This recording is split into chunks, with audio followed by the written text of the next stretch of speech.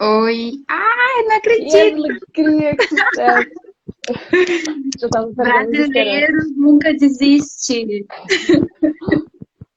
Me escuta? Me E escuta aí, bem? como tá? Escuto bem, tudo Bem, tudo certo. bem. Ai, que bom que deu certo. Começando com susto, já perdemos, quebramos o gelo, entendeu? Tudo Sim, bem. sim. Oi, gente que tá entrando aí. Bem-vindos, bem-vindas e bem-vindes à nossa live com a Nina, maravilhosa Nina. Hoje a nossa live vai ser sobre ecoansiedade, quais são as causas, os efeitos e como que a gente consegue lidar com isso no dia a dia. A Nina ela é estudante de psicologia, ela trabalha também nessa área e faz ativismo também, então eu acredito que ela tenha bastante história aí para contar e como ela se sente com tudo isso. Tô vendo que tem bastante gente que está entrando, coisa boa. Algumas pessoas que não nos abandonaram nas nossas tentativas. Muito Continuaram ali, obrigada. puxando pra baixo pra ver se reaparecia lá. Mas então, acho que podemos começar nosso papo. Uhum. Nina, primeiramente, gostaria que tu pudesse se apresentar, falar um pouquinho sobre ti, o que que tu estuda, de fato, como que tu vê aí que, enfim, a gente vai entrar um pouquinho mais sobre isso, mas como Uhum. que tu vê aí essa questão de ansiedade, como que isso te afeta um pouquinho, mas começando então se apresentando, falando o que que tu faz, o que que faz o teu ativismo, pode ficar à vontade. Uhum. Então, eu sou estudante de psicologia e, enfim, assim, eu estudo desde 2017 e agora eu estou estagiando no SUS. Eu acho importante também trazer esse dado, porque se trata, enfim, de uma lógica de escuta, de assistência de usuários. Enfim, é um acesso de política pública, assim, que eu acho que tem tudo a ver e está costurado com a crise climática e com a saúde climática. Então, eu sou uma mulher branca também, de classe média, o que eu acho que também é importante ressaltar, porque isso fala de um lugar que eu ocupo, né, que me permitiu, de certa forma, durante muitos anos, ignorar, talvez, a emergência climática de uma forma que outras pessoas que não estavam nesse mesmo lugar de privilégio que eu tô, não tinham como ignorar, né.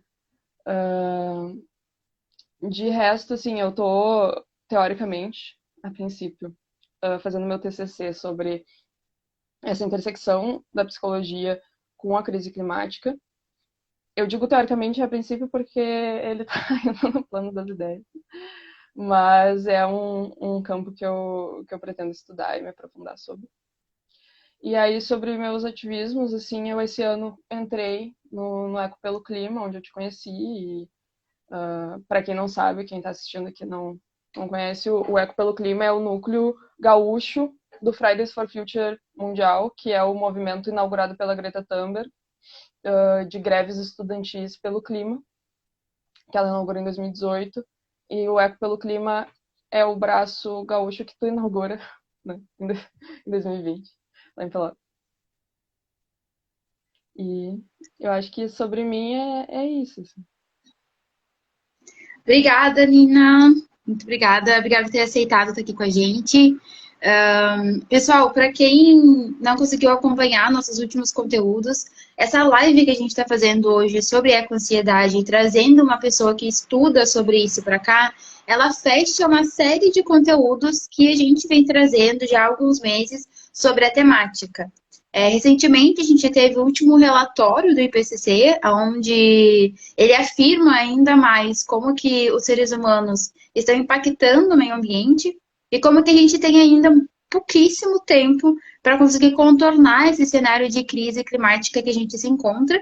E a gente vê, né, que cada vez mais tem mais não só crianças e jovens, mas também pessoas adultas, pessoas mais velhas, que estão desenvolvendo esses quadros de ansiedade climática. É algo muito novo, né, algo muito novo para a psicologia. A gente convidou alguns ativistas, algumas pessoas que trabalham com a área ambiental para falar o que a ansiedade climática significa da vida daquela pessoa e quais são os escapes que essa pessoa consegue ter.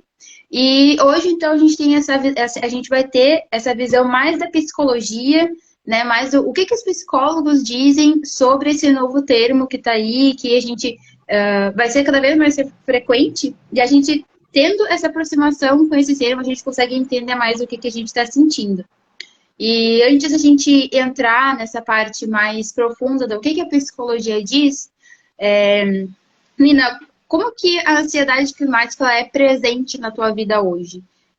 Você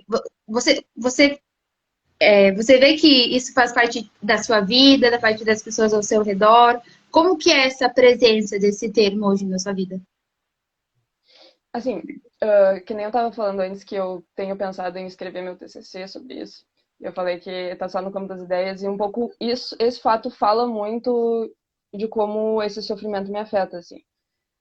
Que eu passei a me dedicar a estudar sobre isso e aí eu vou entrando na espiral da loucura das notícias, e aí uma leva a outra, e aí tu vai clicando naqueles links, e é tudo uma sensação muito desesperadora, porque é tão gigantesco e difícil de compreender, assim, cognitivamente mesmo. A gente pode falar sobre isso depois na psicologia, porque é uma coisa tão grande, tão aparentemente distante da gente, mas aí quando tu vai vendo que na verdade não tá tão distante, mas segue sendo de uma amplitude incompreensível, é uma impossibilidade de se entender naquilo, de se implicar naquilo, e ao mesmo tempo com a necessidade que a gente sente de se implicar naquilo, que causa essa angústia, assim, esse não saber, assim, não sei o que fazer, não sei por onde começar, não sei onde me delimitar, que é um pouco nesse momento da minha vida, que eu tô escrevendo meu trabalho de conclusão de curso, que eu tô bem dentro dessa loucura do impossível, assim, do por onde eu começo, como eu vou delimitar meu campo, são tantos campos possíveis. Ah. E eu acho que é É, muito essa sensação que eu tenho, que eu vejo em pessoas ao meu redor, assim. e também tem uma questão que hoje, porque eu vejo que, apesar de ainda estar dentro de um movimento da juventude, eu já tenho um pouquinho mais de idade, sabe? Então tem toda aquela parte da vida adulta que já causa uma ansiedade, né? Que tem que trabalhar, tem que pagar as contas, tem que ir no mercado, tem que limpar a casa, tem que lembrar da outra família.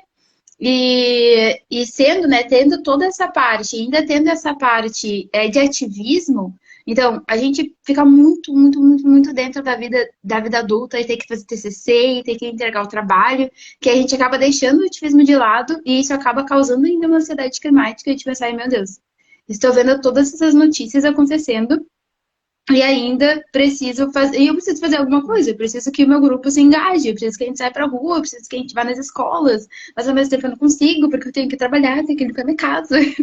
Então, Sim, é. Vai. Não, essa sensação da qual tu fala,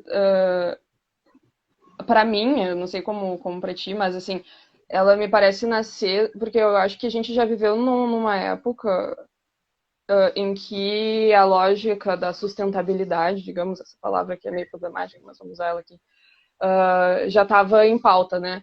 Então, mas sempre numa lógica meio do cada um faz a sua parte, né? Cada um faz o seu. Então, a gente desde crianças foi ensinado que tem que desligar a torneira, escovar os dentes, tomar banhos curtos, não sei o que, umas coisas assim bem pessoalizadas e que vão ao longo do nosso desenvolvimento de infância e adolescência sendo introjetados como uma responsabilidade. Para mim foi assim, eu fui entendendo, porque aquilo fazia parte do meu dia a dia, que eu tinha uma responsabilidade de viver de uma forma mais sustentável e ética possível.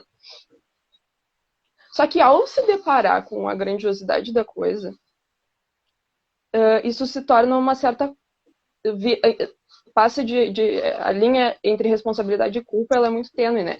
Então tu passa a se entender como responsável por causa dessa lógica que traz soluções individualistas. E aí tu passa a se sentir culpado, porque é impossível tu viver dessa forma o tempo inteiro. E aí tu passa a se sentir culpado, tu passa a achar que tu não tá fazendo o suficiente, como se o suficiente fosse algo possível de ser compreendido, ou computado, ou exercido.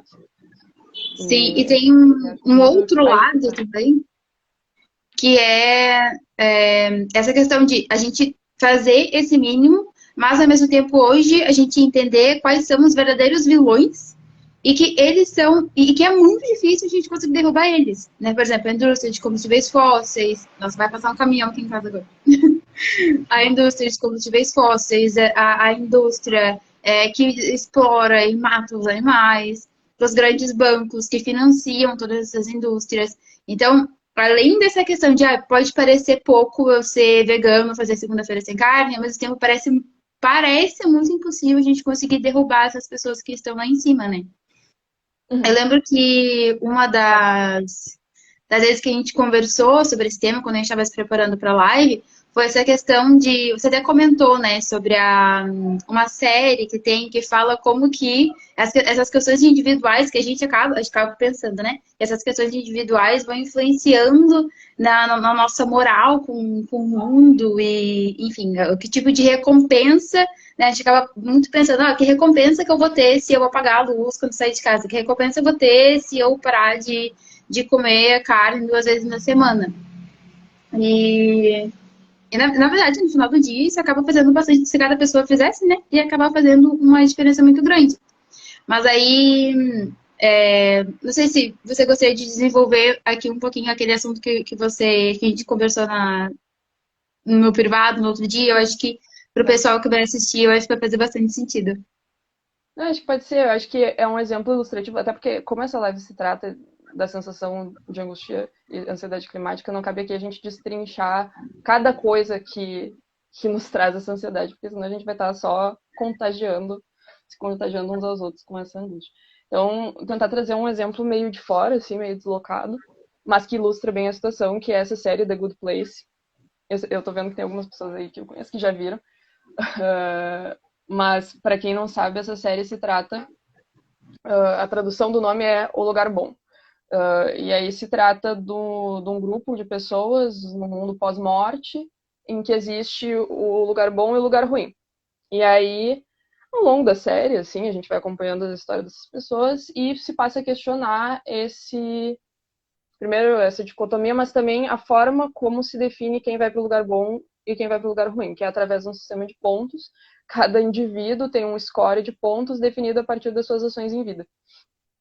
E aí eles vão questionando isso, assim, porque cada ação tem ali aquele score que é definido de forma super arbitrária.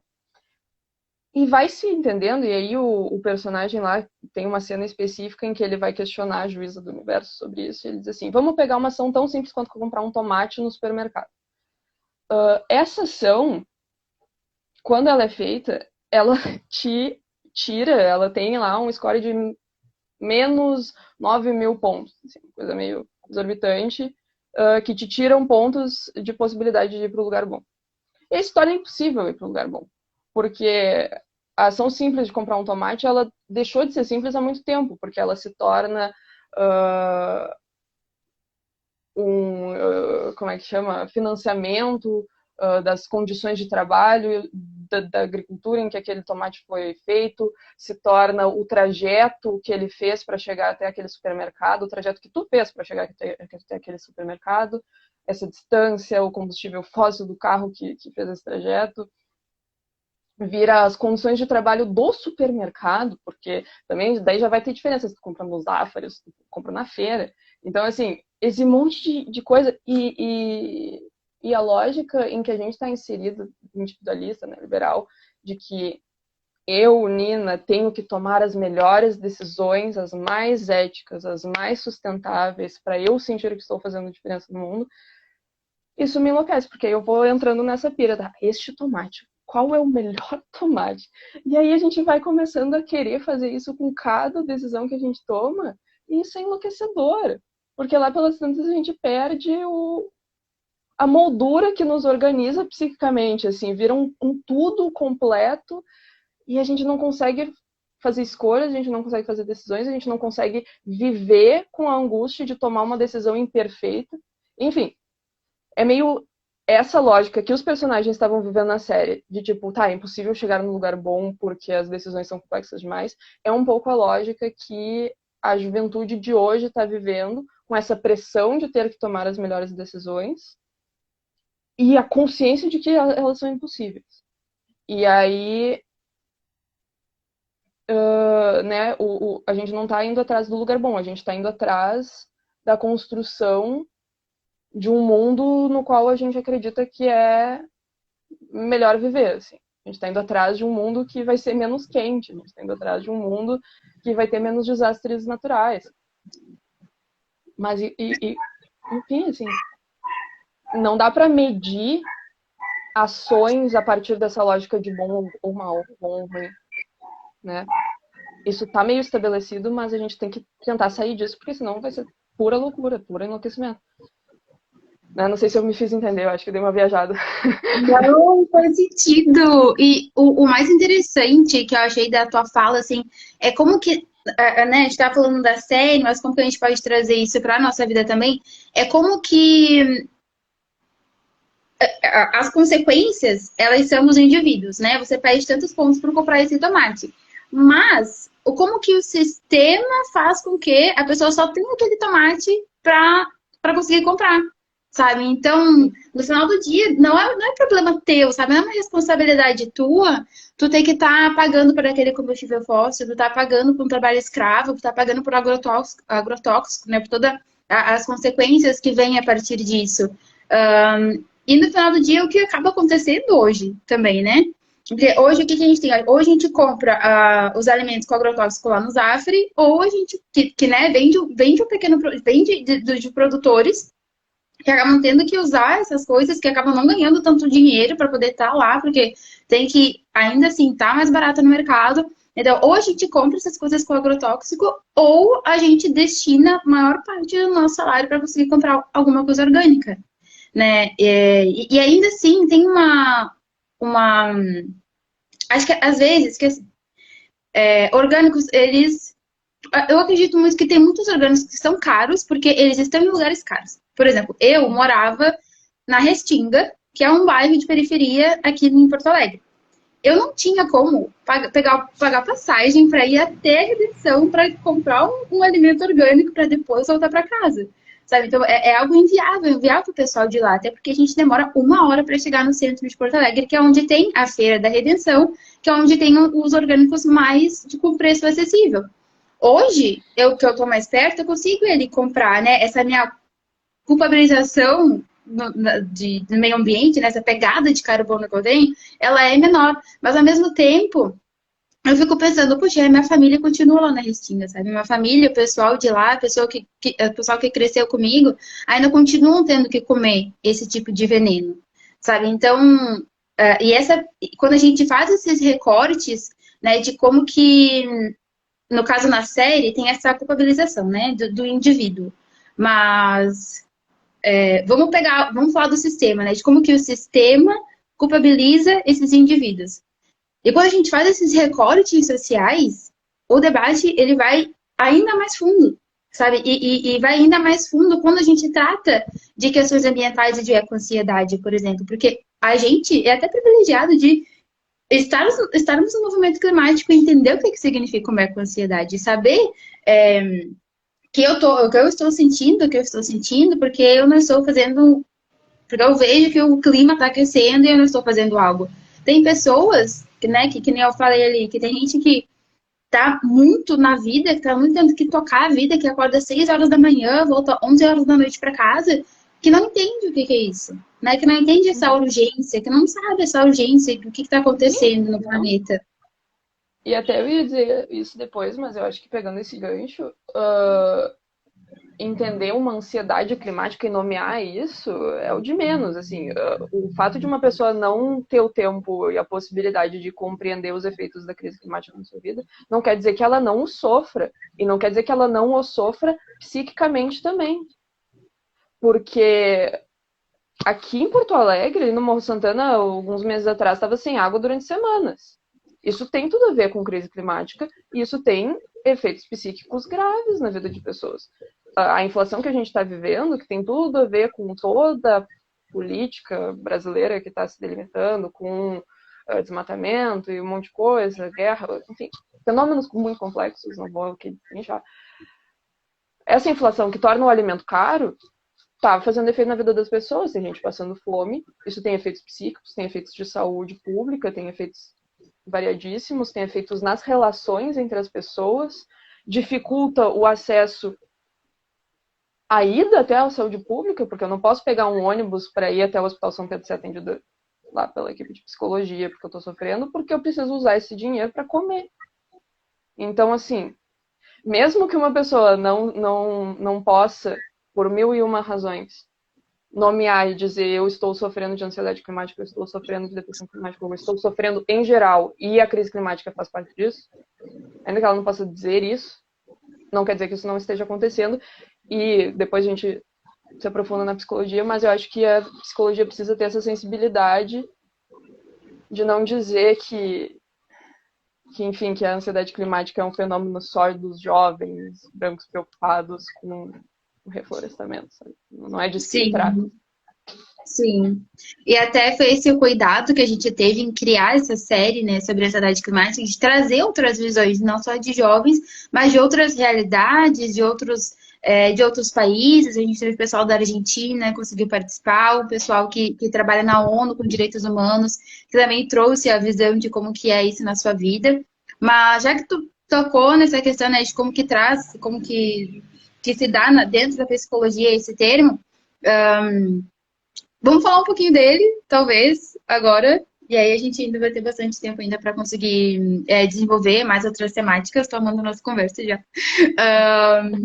Bom, a primeira vez que eu ouvi, né, esse termo foi através de um evento que aconteceu do Fridays for Future com o Abner, que foi um moço que veio com a gente, né, na outra live que a gente participou, que o pessoal da Hopeful, eles trabalham com desastres, né, desastres naturais, o que fazer em desastres. E aí foi a primeira vez que eu vi, né, um artigo sobre a ansiedade climática que foi feito por psicólogos que trouxeram isso como algo novo, né, algo de agora, algo que não existia antes e algo que existe agora.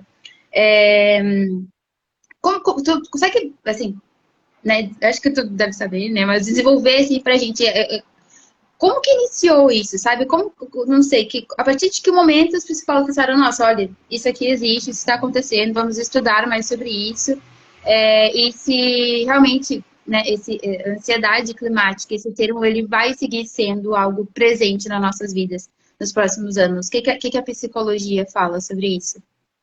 Uhum. Olha, eu acho que, como tudo, tem muitas perspectivas e muitos pontos de partida.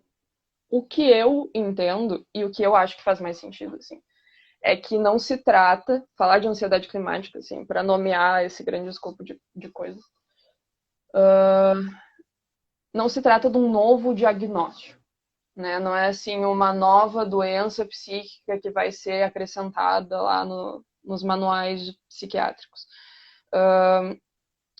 Até porque isso não faria sentido, assim, falar de ansiedade relacionada ao clima, ou de depressão, se tu fosse descrever isso como uma doença própria, seria redundante porque os sintomas vão ser mais ou menos os mesmos, assim.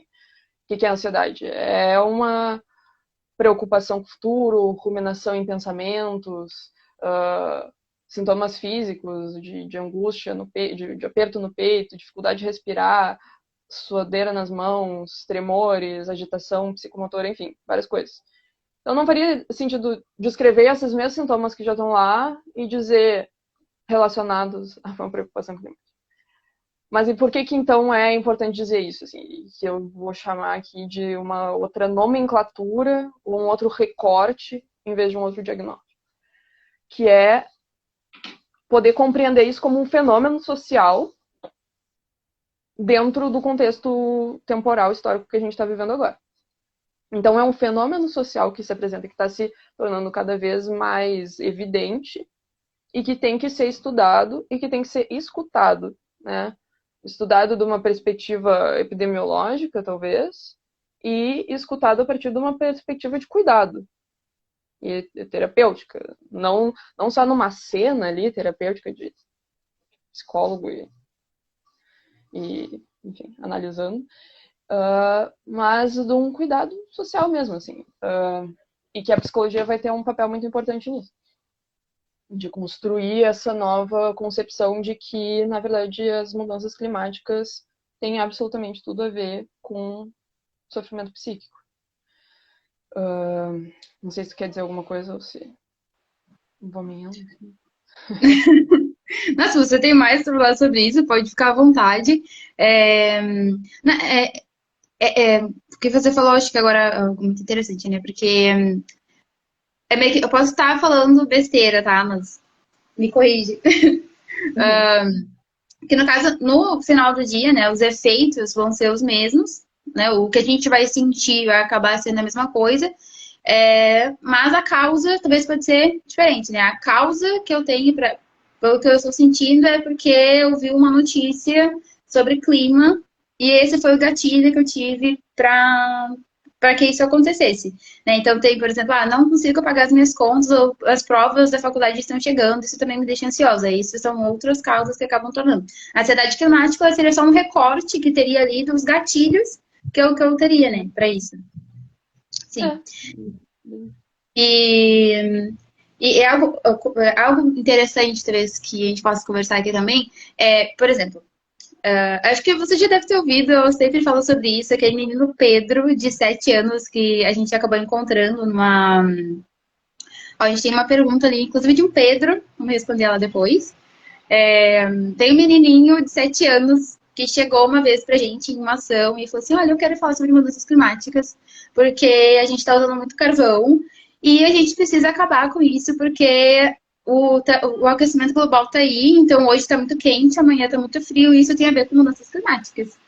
Isso é uma criança de 7 anos falando isso. A gente, não sei até que ponto, né, não sei de estatísticas, mas até que ponto crianças desenvolvem ansiedade, mas pensando talvez nas próximas gerações, será que as crianças, o primeiro contato com a ansiedade delas pode vir através da ansiedade climática? De ver essas notícias, porque esse menino de 7 anos, ele não aprendia nada na escola sobre isso. Os pais deles não falavam sobre isso. Ele que, através do que ele tinha de acesso na internet, ele conseguia ver isso tudo que estava acontecendo. Hoje, a gente tendo cada vez mais crianças tendo acesso a esse tipo de tecnologia, pode ser que mais crianças acabem tendo esse primeiro contato com as questões ambientais através disso. Então, será que talvez a gente possa pensar assim que o primeiro contato que essas crianças vão ter com ansiedade vai ser através da ansiedade climática? Olha, essa pergunta ela é complexa, assim, tipo, é possível, mas também eu acho que não dá pra dizer que isso vai ser uma verdade o que vai estar dado, assim. Eu acho que a gente tem que pensar na ansiedade climática como um recorte, assim, a ser pensado e ser estudado, e como algo que afeta a infância, sim, e, enfim, o desenvolvimento. A própria Greta, não foi ela que tinha uns 9 anos e conta, assim, que ela não conseguia levantar da cama porque ela não tinha uma perspectiva de futuro. E eu acho que essa coisa, a palavra futuro, assim, é uma coisa que está em causa na vida do ser humano sempre, né? Desde sempre, em qualquer tempo histórico, uma concepção de futuro está em causa socialmente. E o que acontece hoje é que esse futuro é engraçado, porque eu tenho vontade de dizer ele é mais incerto, mas não é que ele é mais incerto, na verdade ele é mais certo. A gente tem cada vez mais evidências de como ele será, exatamente. Assim. O que a gente não sabe é quando. O que a gente não sabe é exatamente quando que um desastre ambiental vai chegar aqui em Porto Alegre, ou quando que ele vai chegar não sei aonde, mas a gente vai sabendo cada vez com mais certeza que ele vai chegar e que ele vai ser mais difícil, e cada vez com mais certeza que algumas coisas já estão num ponto de irreversibilidade, assim, mas que outras não estão, e que elas são reversíveis e que elas podem ser mudadas. Sim. Mas, enfim, essa coisa do futuro e de uma... Tu olha pra frente e tu pensa, tá, não adianta mais eu querer sonhar em ter uma casa, em ter um carro, em ter meu trabalho, não sei o quê. Esses sonhos, eles se tornam meio sem sentido, assim. Porque tu pensa, tá, eu não Sim. sei nem se eu vou poder estar morando onde eu moro hoje. Eu não sei se eu não vou ter que me mudar para um lugar mais alto. Ou... não sei, sabe? Então Não sei se essa ano que coisa vem que vai nos ter uma atravessa... seca muito grande. Vai ter uma seca muito grande, vai acabar com toda a colheita do Rio Grande do Sul, a gente não vai ter o que comer. Exato. Tá, mas enfim, chega de desastre aqui. O que eu queria também falar é um um recorte interessante, que é que esse é um fenômeno social que ele grita através da juventude e dessa geração, grita também, que eu acho que é importante a gente dizer isso, assim, porque isso é relevante, assim, essa coisa da juventude ela é importante e é ela que faz se dizer sobre a ansiedade climática e se nomear isso. Mas isso não é um fenômeno novo, pelo menos não a partir da minha concepção da coisa. Assim. Existem povos que estão vulneráveis a mudanças climáticas há muito mais tempo e que estão vivendo algo que hoje está sendo chamado de ansiedade climática há séculos, né? Então, assim, essa nossa perspectiva de que a gente está olhando para um fim do mundo, se tu for falar com um povo indígena, ele vai rir da tua cara, porque alguém de um povo indígena lá no Xingu, ele vai rir da tua cara, porque ele vai te dizer, isso é uma frase, eu acho que do Eduardo Vieira de Campos, que os povos indígenas são especialistas em fim de mundo porque o mundo deles acabou em 1500. Eu acho que essa frase é muito exemplar do que eu quero dizer com esse não é um fenômeno novo. Ele não é novo, pelo menos desde 1500, pelo menos desde a Revolução Industrial. Só que ele passa a conectar os povos da floresta com uma classe média branca adolescente lá na Suécia, hoje, por causa dessa veracidade factual, científica de que vai ser diferente. E a gente não sabe fazer. Sim, uau!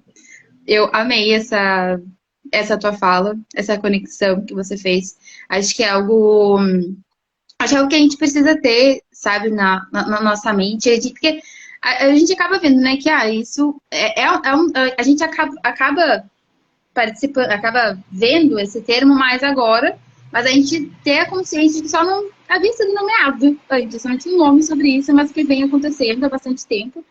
Tô vendo que a gente tem alguns comentários aqui. Tem um comentário aqui da MR Ana Maria, que falou: e a própria juventude ocidental é só olhar o movimento romântico. E a gente tem algumas perguntas ali em cima também. São perguntas bem interessantes. Deixa eu ver se eu consigo subir ali. Uma é o do Pedro. Ele fala assim: a organização coletiva e política pode ser uma alternativa para a ansiedade climática? As pessoas se organizarem. Né, eu acho que isso a gente ia entrar mais também depois na parte de lidar, esperar, mas sim, assim, eu vou implicar com o Pedro, porque ele é psicanalista, e eu vou dizer que até o movimento social e organizado politicamente, ele serve um propósito de reforço positivo mesmo da nossa capacidade de, assim, cognitivamente entender que a gente pode continuar vivo. Assim. O que eu quero dizer com isso? Essa angústia toda que a gente está falando, ela é muito perigosa, porque ela pode nos fazer pensar que a vida não vale a pena, não faz sentido. Mas ao se organizar num movimento como o veganismo, ao fazer aquelas ações que antes a gente estava problematizando, mas que elas têm uma potência, que é a gente poder fazer algo que cabe nas nossas mãos. Sair desse escopo gigantesco do tudo, da angústia, e puxar um fiozinho. Tipo assim, tá, eu sei que esse fiozinho não é o todo, mas é o que cabe na minha mão, eu vou ir fazendo. Então eu vou entrar no movimento vegano, vou encher o saco da minha família, vou entrar no Eco pelo Clima, vou fazer lives, vou ir em escolas, vou me organizar com a galera, vou me sentir parte de um grupo, de uma política, e isso vai me reforçando dentro de mim mesma, vai me trazendo possibilidade de ver potência, vai me trazendo possibilidade de enxergar a vida como algo possível, algo com alegria. E aí isso nos tira da angústia e vai pro desejo, assim, né? Sim. E aí até a gente acaba vendo que outras pessoas estão fazendo alguma coisa também, e isso acaba diminuindo um pouco esse sentimento que a gente tem. E acredito que a gente vai entrar um pouquinho mais daqui a pouco sobre isso. E a gente tem antes de entrar nesse último tópico que a gente tem, a MR Ana Maria também fez uma pergunta se a gente pode fazer um paralelo com a neurose da guerra, de guerra, né? Que é aquela das neuroses que são desencadeadas pelos traumas da guerra. Você acha que é possível a gente fazer um paralelo entre os dois? Não, com certeza.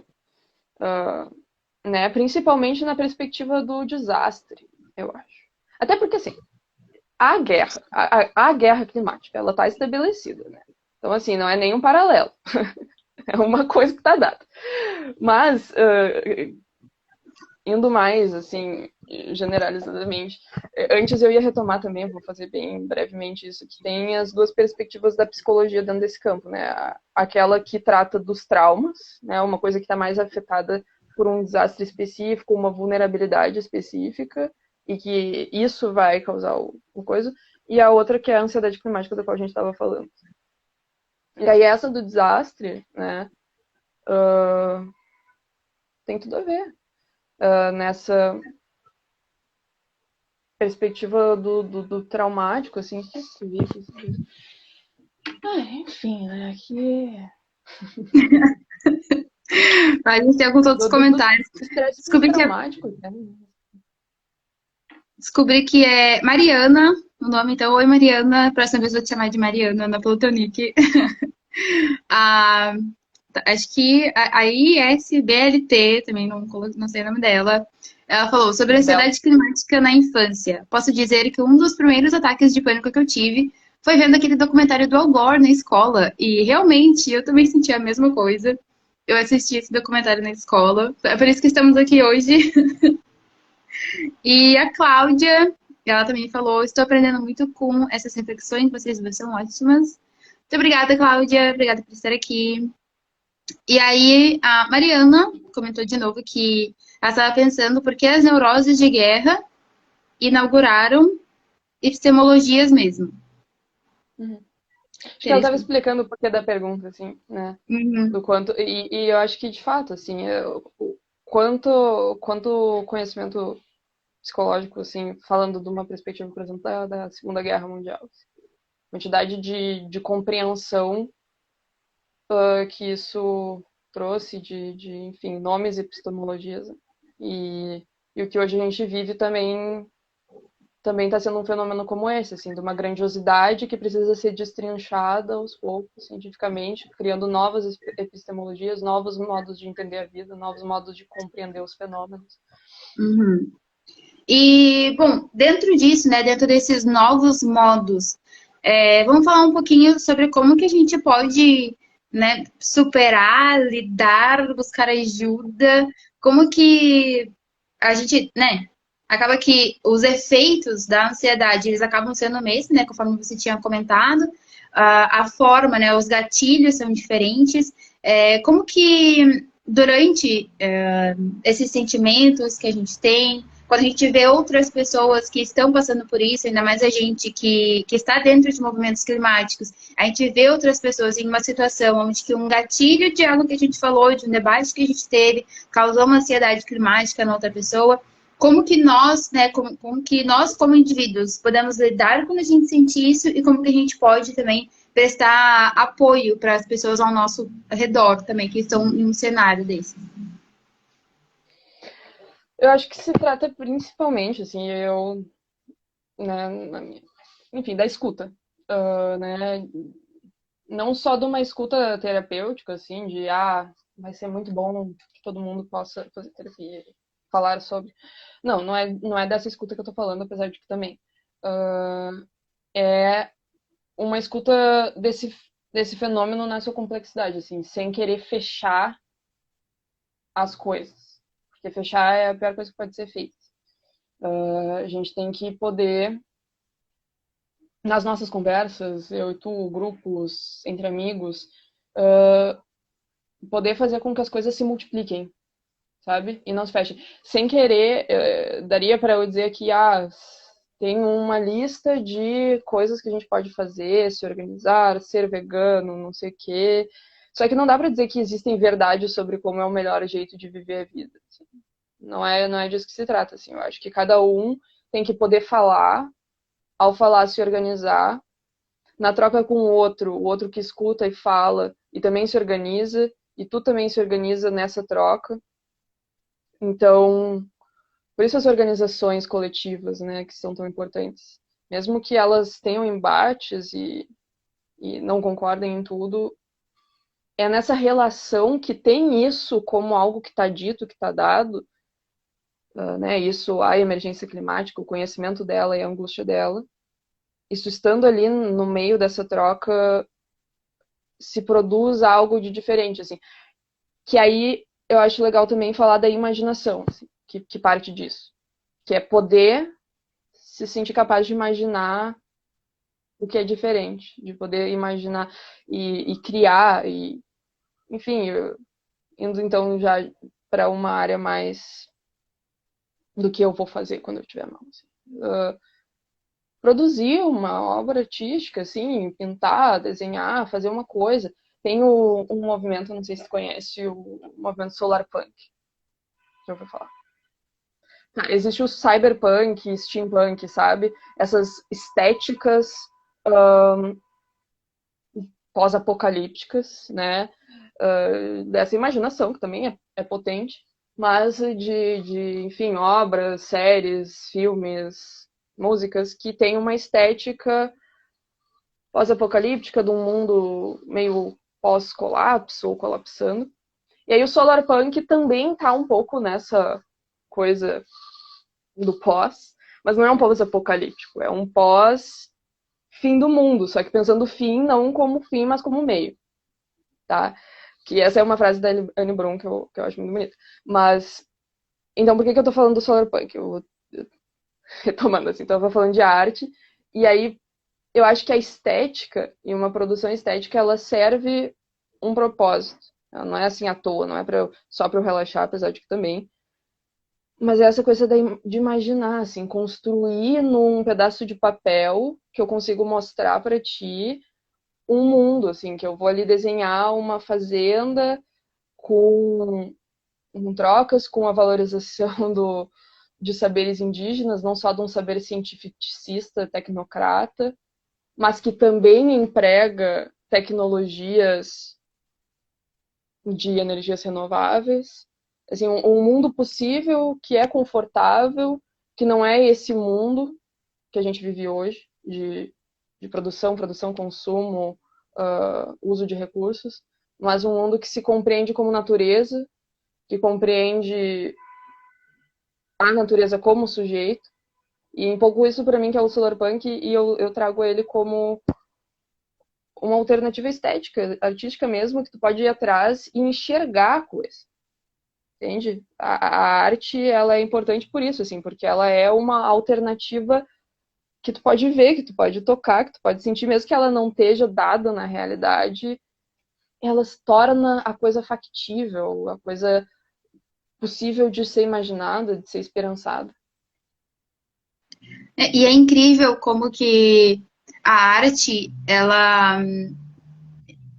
muitas dentro dessa série que a gente trouxe com convidados, né, para falar o que faz, né, nesses momentos de onde a ansiedade climática está gritando, muitas pessoas recorrem à arte, recorrem à natureza, recorrem à música, recorrem a ler livros, a assistir filmes, a produzir alguma coisa, fazer um encontro musical com seus amigos. Isso, como que a arte, ela tá bastante presente na nossa vida quando a gente precisa desses escapes da vida, né? Eu ainda não tinha ouvido falar sobre solarpunk, mas vou pesquisar mais sobre isso. Vou deixar aqui na nossa descrição também, quando a gente colocar aqui no nosso feed, para outras pessoas poderem assistir a live depois. Tem um comentário do Pedro aqui.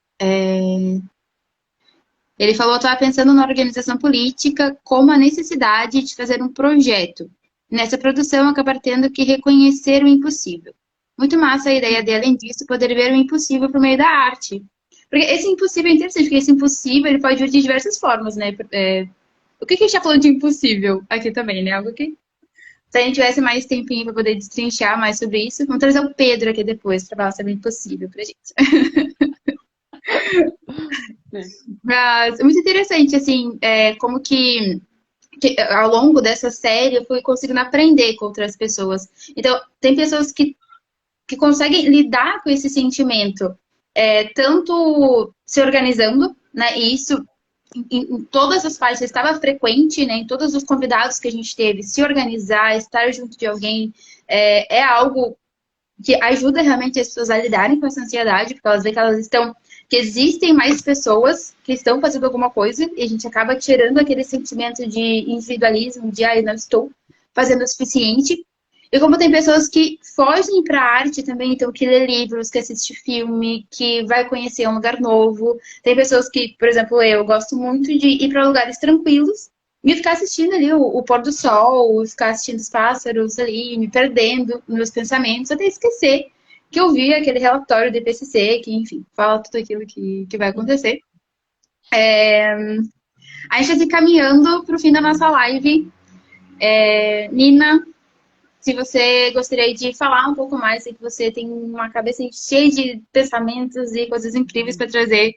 Se você tem alguma coisa a mais que você não sentiu contemplada, né, em tudo que a gente conversou aqui, se é um espaço para você, que você pode falar mais sobre isso, talvez, né, como que buscar ajuda, como que buscar uma ajuda psicológica pode influenciar nisso tudo também. Então, esse é um espaço para você agora conseguir falar um pouco mais, né, e também se despedir aí do pessoal, e comentar alguma coisa a mais que você gostaria. Uhum. Não, eu acho que o impossível, ele é uma coisa com a qual o ser humano tem que se haver, né? Tipo, impossível de um projeto, claro, é impossível tu construir um projeto que atenda todas as culturas possíveis, os povos possíveis, os indígenas, né? Não se trata da construção de um projeto abrangente e perfeito, né? Eu queria terminar um pouco com uma ideia de uma frase da Donna Haraway, que ela fala que é preciso viver com terror e alegria. Então, e é necessário habitar nessa ambivalência. De que é terrorífico, é mortífero, é angustiante, é produtor de sofrimento de ansiedade, mas também não é só disso que é a vida. A gente está fazendo isso porque a gente acha as coisas lindas no planeta, porque a gente acha lindas as relações que se colocam entre as pessoas, entre os seres, e entre os seres animais e seres biológicos, plantas, enfim, é lindo a gente assistir o pôr do sol, é lindo a gente poder ver a gota do orvalho brilhando de manhã cedo.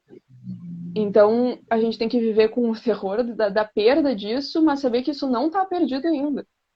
E que é possível viver com alegria num mundo pior, digamos assim, mas que ele vai estar aqui, ele vai ser bom, ele vai ser vivo, ele vai ter gente, ele vai ter arte, ele vai ter produção artística, ele vai ter troca, ele vai ter felicidade, assim. Então, não é sobre se paralisar no terror e nessa culpa e nessa ansiedade, mas transformar isso num desejo de mudança, de mobilização, e entender essa angústia toda como um convite, como ela de fato é. Lindo, lindo, lindo, lindo, lindo. Nina, muito obrigada. Eu amei nossa conversa. Amei as frases, as reflexões que você trouxe. Eu amei a leveza com que tu trouxe essa live também, porque é muito fácil, né? Como você disse, a gente se perder e fazer com que essa live se torne gatilhos para que outras pessoas desenvolvam ansiedade. Então, acho que a forma como você conseguiu trazer esse assunto, conduzir esse assunto, trazer o que os especialistas falam e essas frases impactantes e maravilhosas, acho que foi muito incrível. Muito obrigada por ter aceitado estar aqui com a gente. Espero que a gente possa se ver ao vivo em breve, por favor. Uhum. E muito obrigada, viu? A gente se vê no nosso ativismo. Obrigada, pessoal, que participou. Calma no coração de todo mundo. Isso aí. Obrigada, gente. Até mais. Tchau, gente. Obrigada por terem assistido.